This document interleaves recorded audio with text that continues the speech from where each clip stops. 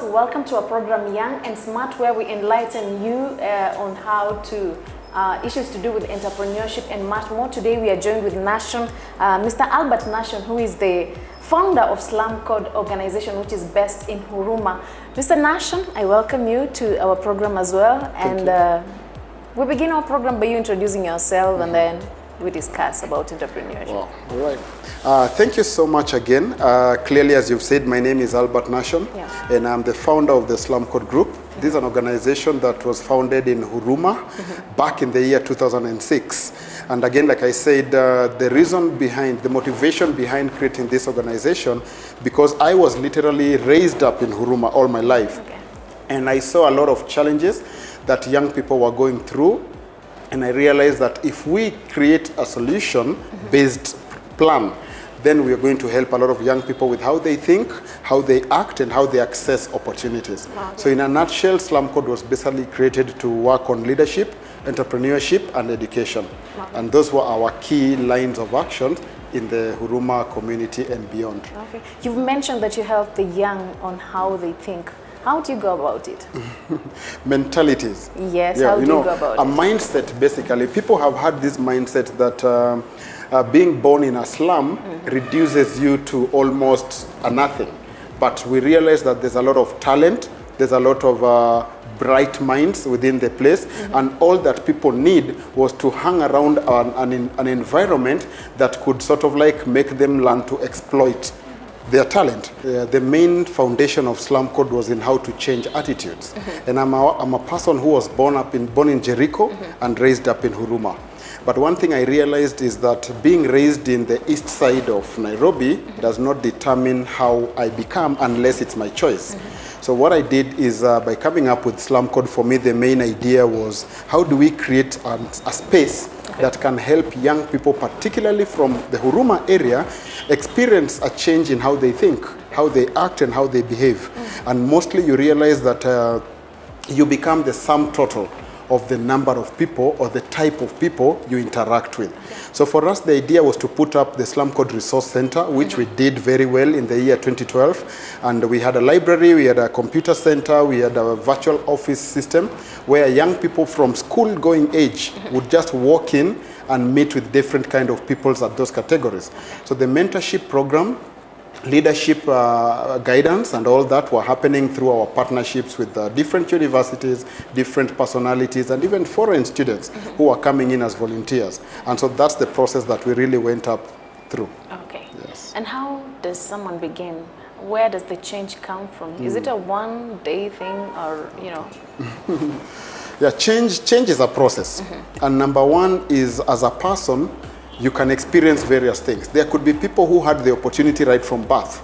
And so the way they are brought up determines who they become. But there are people also, based on where they are raised, there's a lot of societal challenges. So initially, somebody can prod you, or you through your own challenges can push yourself to want to become a better person. So for us, what we did when the space was created, then young people literally just started pouring in. Whether you are a musician, you have some talent, you can dance, you can do acrobatics, you want to learn things about computers, they realize that we have an opportunity to experience and be exposed to something new. And change begins there. When you come and find an opportunity to learn something new, it gets into your system, and you realize that you can become a better person. Okay. Specifically, who are the people you're targeting? From which age, I mean, the age bracket? Now you've talked about the young. At which age? From which age to which age? Okay. That was something that even me baffled me. Because when we started off the Slum Code Center, we were targeting youth. You get it? And youth from the Kenyan perspective, or from the international standards, 18 to around about 35. That's sort of like our Kenyan accepted youth age.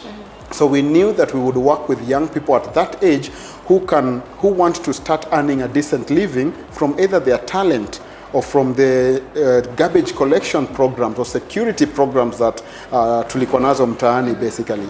But then we realized that being that an area like Huruma has so many non-formal schools, the children started enjoying the place. because they wanted to come and dance, they wanted to come and read books, they wanted to come and see things on the internet. So we started working with children from as young as age 3. Who were in the neighborhood, those who have just joined early preschool, and those who are in primary school all the way to university. And for the entrepreneurs, how is your program that you your normal program that you use to mentor those guys who are into businesses? Yeah, again, thank you for that. Entrepreneurship is actually big, and in a country like Kenya, which my very good friend Mugo Kibati said that as Slum Code we were working on getting mentalities out of the slum, because many people think that we are in a third world mentality. And I remember him coming to one of our events and saying we do not have a third world mentality. Mentality is a choice. So entrepreneurship is big because being in the environment we are in, we realize that every challenge is a chance to become a solution. So when people go to school and they kept on saying hakuna kazi, hakuna kazi, hakuna kazi, the serikali's idea mentality can become something everybody wants. But we realize that people can learn how to tap solutions in their own environment. Garbage collectors can up their game by becoming waste product management plants, and they can start recycling those wastes to become new products for sale. Women who can do beadworks, garment sewing, some sort of knitting. There's a lot that they can do, and we created a program called Slum Fest where everybody who does their own things within the community could find a place to come and showcase. And that's how Slum Fest was born, right in Huruma. So you bring your akalas, you bring your bags, you bring your weaving material, you bring in your vegetable and all that stuff that you do, and you get an opportunity to network with corporates and other people. Let me ask you, should the youth or the young or somebody who intends to, should someone join or do business because there are no employment opportunities, or it should be a passion that they have? Either way, for me it works. Number one, most of us were not raised up in the idea of discovering our potential. Yeah, we were told so many vijana mwisho wa masomo mutapata kazi mzuri sana, and that was our culture. You're singing the song. Thank you. Yeah, because I was raised up in that generation, you know, and I can sing the song actually and finish it up. But now the idea of so many sana mutapata kazi nzuri, everybody knew I have to look for and get a job. But that did not become the economic situation in our country. So people were graduating and doing all these things, but the white-collar jobs were not there. So rather than people sitting there and saying there are no jobs, then you become forced to think like an entrepreneur. If I have a challenge, how do I use this challenge to become a chance and an opportunity for a solution? And anytime you offer a solution, it's a need. When people get needs, they pay you for a service. And now for us, that is the mentality change we had to bring to the community. And we worked with a lot of young artists, you know, actually like Ekodida enjoyed the space at a Slum Fest event. You get it, yeah. And so many other young people who became spoken word artists. Right now we have a lot of them who are doing different things. Maybe I'll talk about that later. But entrepreneurship is a big thing. Yes. And what does it take someone to be an entrepreneur? To become an entrepreneur is actually, number one, like you said rightfully, it's something that has to be developed as a passion. You have to have certain character traits of and skills of survival. You know, you must be a quick learner. You must develop yourself into a greater thinker. You must be able to learn how to identify challenges within a community and think about solutions. Not everybody is an A student, but everybody can succeed in life. And that is what I know. So entrepreneurs basically are people who look at challenges within their environment and create solutions out of them. So the things you read, the movies and videos or films that you spend your time watching, the places that you go, the sort of company that you keep, all these are external factors that can help you become a better person. Because like they say, nobody is born great, but everybody can work their way to become great. You're mentioning about the things you watch, the movies the books you read. What's your comment about betting? Because we've had most of the youths are victims of betting. What's your comment about that? Wow, that's a tough area. But for me, I personally do not have a problem with betting. The problem we have is the way it is being executed in our country. Because betting was a reserve for the rich. You know, people who had made it, so when they go to the casinos and everything, they are spending money they already have to make more. But in our context, it has become a business. And young people are finding it as an option even to go work or even go to school. Because they are thinking, if I can make money and start betting now, and recently somebody won 221 million, so every young person would think, why should I also not do that? So I do not approve of betting based on age, and if young people are not regulated to take it as a business, then that is wrong. They need to be able to know that betting has its reserve. It's not a business. It's not a solution to become rich or to make it in life. Okay. With me is the founder of Slum, an organization that is basically deals with entrepreneurship, leadership, and education. Okay, when you're coming back, he's going to tell us much more about how the journey has been. So join us till the end of the break for now.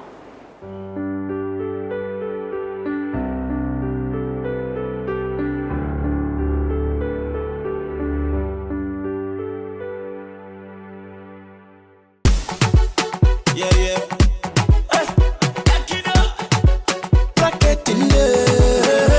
If you not give me, I go take go. Only your love I appreciate go.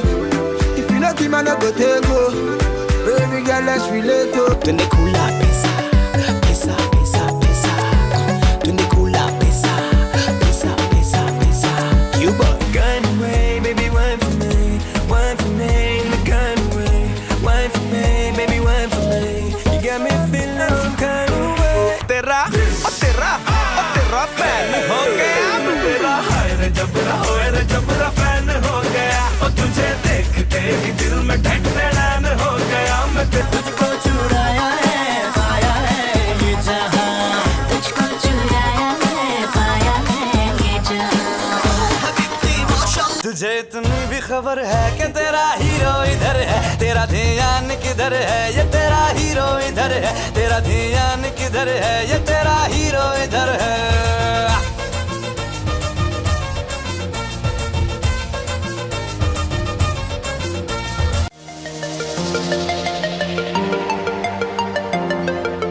This is your show. We talk about career planning and development.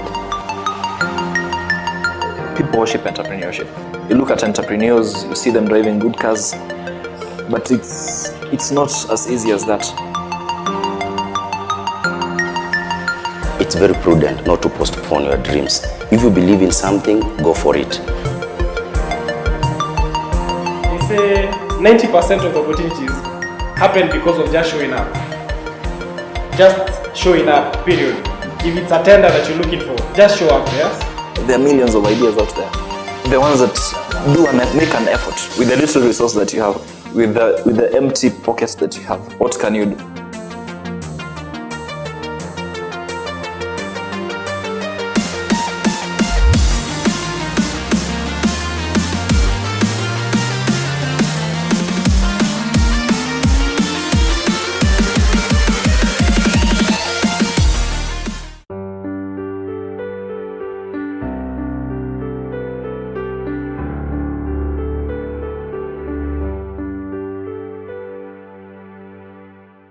Welcome back to our program, and still we are discussing with Mr. Albert Nashon, who is the founder of Slum, an organization that is basically much more into the young people who are into entrepreneurship and those who are talented. So if you can tell us much more about your organization, how the journey has been, how you began the organization and the challenges you went through.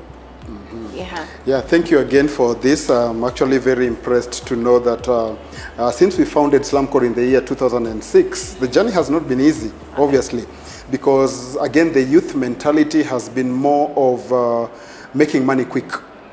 And joining initiatives that can bring quick returns. But you know, running an organization... Let me ask you a question first. Yes. What do you think they have such a mentality of bringing money quick?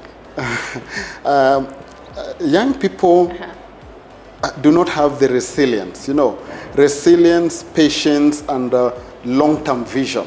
Why do we do that? Because the global space is changing a lot, and the demands and desires of our young people are changing at the same time. When some of us were growing up, Laptops, iPads, smartphones were not the key thing. Even if you didn't have it, doesn't matter. But nowadays, the demands of the societal setup are quite high. Okay. And you would find that peer pressure is something that would hit you So are you hard. trying to attribute it to the fact that you have the internet, the laptops thing, you know? Definitely, the global You know- space has changed, and with Okay. the global space changing to the So level that's that the it reason has. as to why the youths are not having the resilience. You know, they want an easy, quick money. You know, you have to make life what it has to be. Okay. And you realize that if I'm going to be told, go to school, go to campus, go for internship, do all this, then later look for a job and start earning. You know, somebody thinks, how long will it take me to do that? I need some good shoes. I need to go out and hang out with friends. And a lot of other peer-related challenges that most of our young people have. Actually, for me, top on that list is peer pressure. Yeah, because you'll see your friend has this, and you don't know why your friend has that. Maybe the parents are well off and they have it. For you, you need to work a little bit harder to achieve some of these things. But then you realize that if I'm going to sit with Albert here and go through a 3-month mentorship program and then look for a job, which maybe I will not be paid, yet I know that I can go out there, collect garbage and make money. So the idea of wanting to make money faster pushes young people to different sort of decisions. So what's your advice to the young? My advice is, yes, we need money. It's part of life. But the thing is, we need to kill what we call a hustler's mentality. Because when we have a community that relies on people want to make quick money, then nobody invests in their education.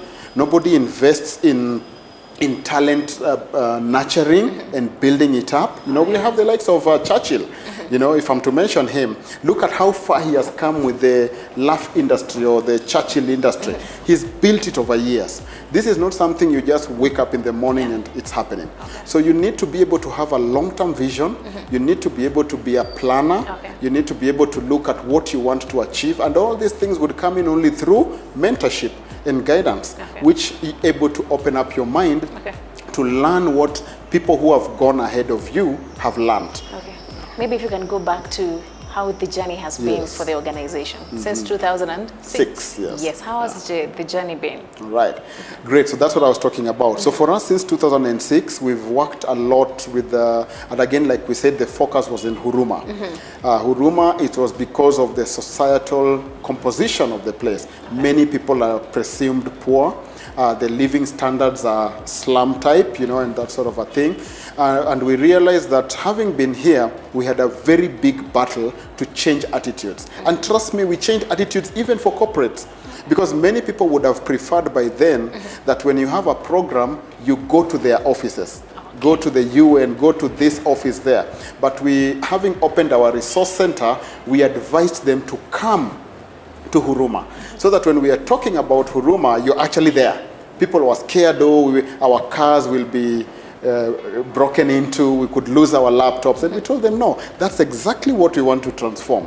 So by you coming to Huruma and hanging out within the Slum Code Center, there was a lot that was going to change. So that to us was a very big part of the journey. And ultimately we were able to work with Google, we worked with Nokia Research Africa, we worked with Safaricom, we worked with Huawei. We really had a good time. Strathmore University was a very, very key friend in terms of all that we were doing. And that helped a lot to stimulate the mentality change and the transformation that we are talking about. So that is, during this period, that is when we formulated what we call the Slum Fest. Slum Fest was an annual activity that was bringing together young people and corporates to sort of like an exhibition and an expo event. So we would have talented artists come on stage, dance, do spoken word poetry, and a whole lot of people have gone through the journey over those years. So we did Slumfest 1, 2, 3, all the way to Slumfest 8. And when we came to transformation, now is when we've started doing what we call the Alpreneur Summit. Because people have to grow. So we've gone through a lot of that. And the challenges? We've had challenges, yes. Challenges definitely are major. Because occasionally you'd find that young people move very fast. They want to move to other things. So you might find yourself not working with a very steady team. And how long is your program? Program in terms of? The group that you handle part-time. Or you don't have a specific period of time. How is it? You know? Again, in line with our innovative approaches, We are not a training institution. Okay. Ours is more of mentorship and guidance. So we would create a concept. Like we created a concept called the Pre-Fest. Pre-Fest was a season that we go through with young people before the main Slumfest event. And so during this season, we would mobilize about 15 or 30 young people who are in business, and they would go through training, financial literacy training. They would go through business proposal writing, personal management and branding, and those sort of things. So this would take anything between a month and 2 months.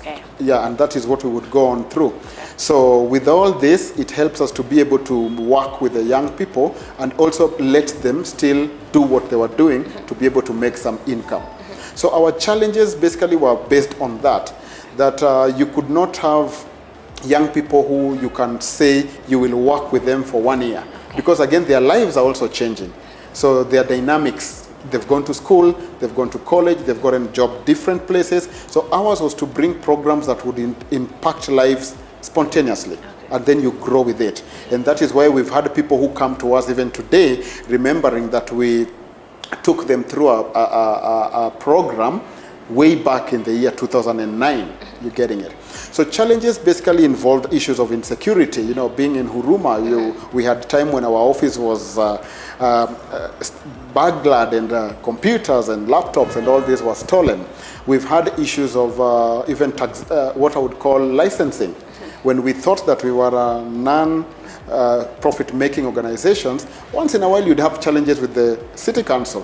When we want to do branding, we want to put up our tents, you know, banners and stuff like that. So those came in as challenges. Obviously, funding would always fit in there, because the approach and model that Slum Code took was not directly to go for donor funding. We used to create, and we still do, we create our concepts, take it to our corporate that has a relevant theme, and we work with them like that. So that really made us work in a different approach, because we couldn't want to sit there and keep on saying there's no funding all through. So we created a concept and we go out there with it. That was one of it. The challenge of environmental issues, you know, from waste management, issues of electricity and water, those became tough.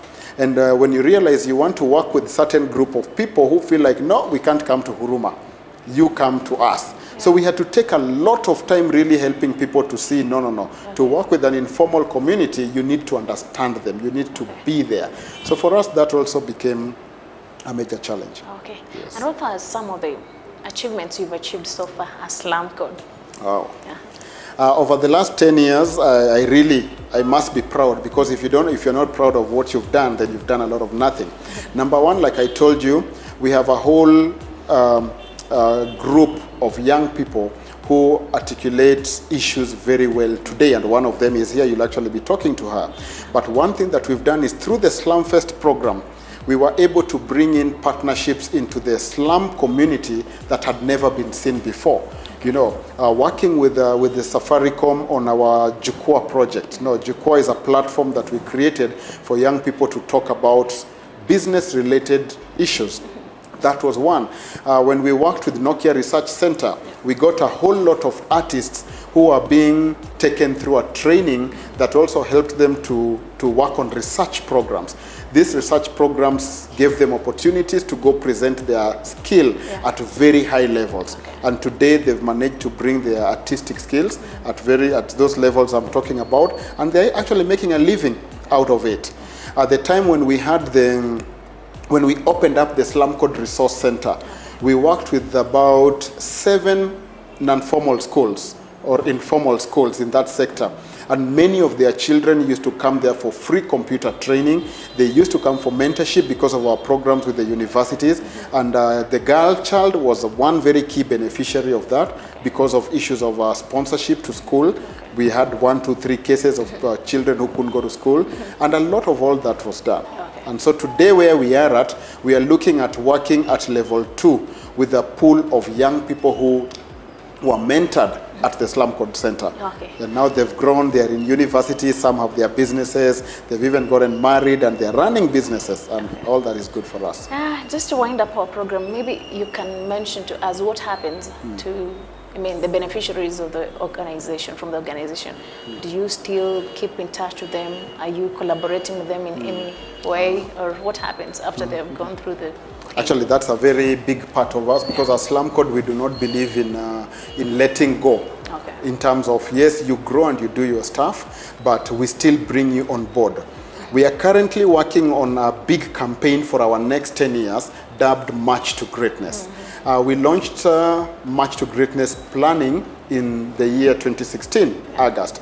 So what is March to Greatness? It's basically a campaign to help us realize the Slum Code Innovation Center in the next 5 years. And we want to work with the setup of that campaign is such that all the young people who benefited from Slum Code, those who are in media, those who are in ICT, those who are in arts and talent, those who are in engineering, who have grown, they are now coming together. We've called them back together, and we are using their expertise to do the theme songs, to do the artistic narrations, to do the recording of all this stuff. And so that's where we are headed to now. And many of these young people, actually we have a lady who is in China based on acrobatics. And we are working a lot with them as Slum Code alumni to do the next level of Slum Code programming. Okay, thank you so much. Maybe the final word, if you can talk to the youth about the, you can talk to them. All right. Just face the camera. Yes. So thank you. Young people, for me, the word that I would have for you is basically to say that nothing is impossible. When you have a vision, when you have a dream, and you're willing to pursue it to the very end, all this is doable. Challenges are part of life. Use them to grow, use them to develop and nurture yourself into the great person that you are, because we all can be great people, and we have an opportunity not to complain, but to make our world a better place. Thank you so much, Mr. Nashon. We've come to the conclusion of our program. Until we meet next time, bye-bye.